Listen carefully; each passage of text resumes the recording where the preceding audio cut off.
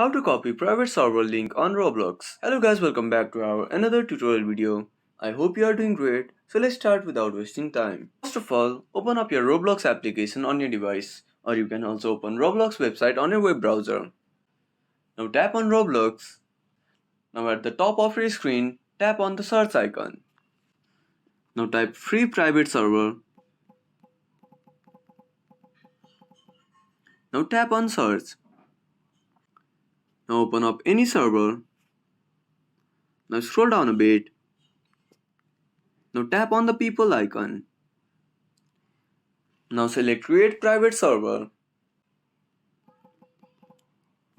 and tap on buy now. Now scroll down a bit. Now tap on private server link generate. Now tap on the link. Now copy the link.